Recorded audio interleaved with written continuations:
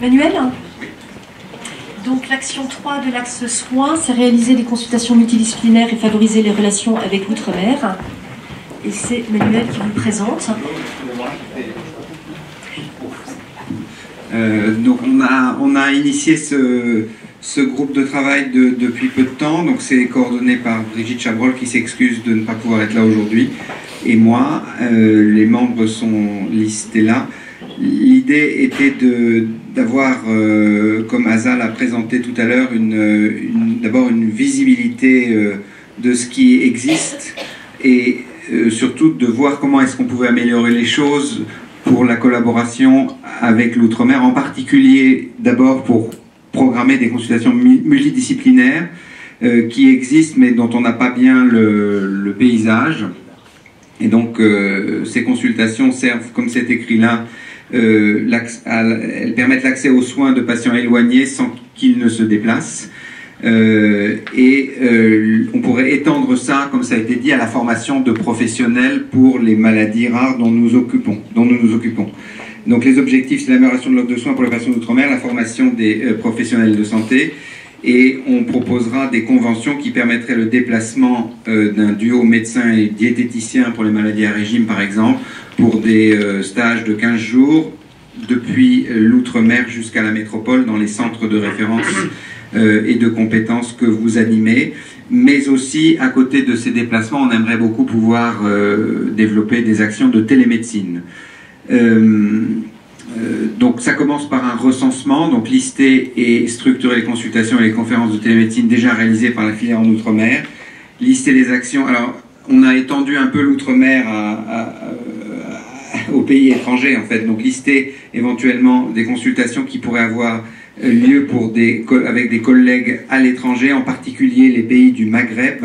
Et donc c'est là qu'il y a le point en rouge de la partie basse de la diapositive qui nous préoccupe beaucoup, c'est harmoniser les pratiques de préparation des voyages pour les vacances des patients, en particulier les patients avec une maladie d'intoxication.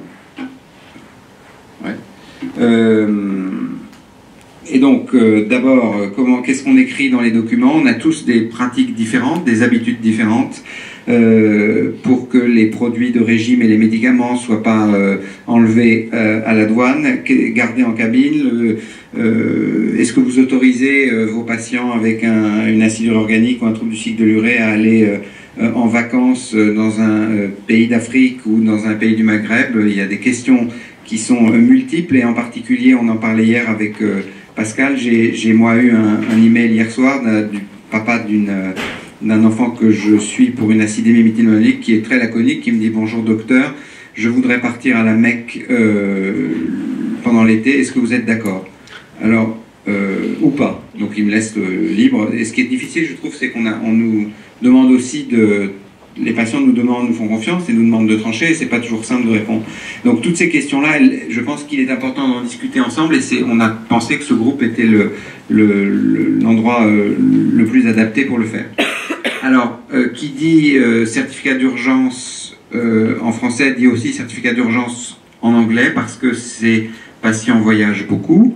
Vous savez qu'il y a déjà des certificats qui sont très bien, qui sont maladie par maladie sur le site anglais de BIGMD, où vous pouvez un peu, moi je l'ai fait il n'y a pas longtemps, c'est-à-dire que vous avez par exemple un enfant avec une acidémie méthylmalonique qui part, vous pouvez télécharger et imprimer, mettre le nom de l'enfant et c'est vraiment bien. Donc ça permet d'avoir, mais peut-être il faudrait le faire de façon plus consciencieuse et les traduire à notre façon parce qu'on n'a pas forcément la même pratique que les collègues en Angleterre.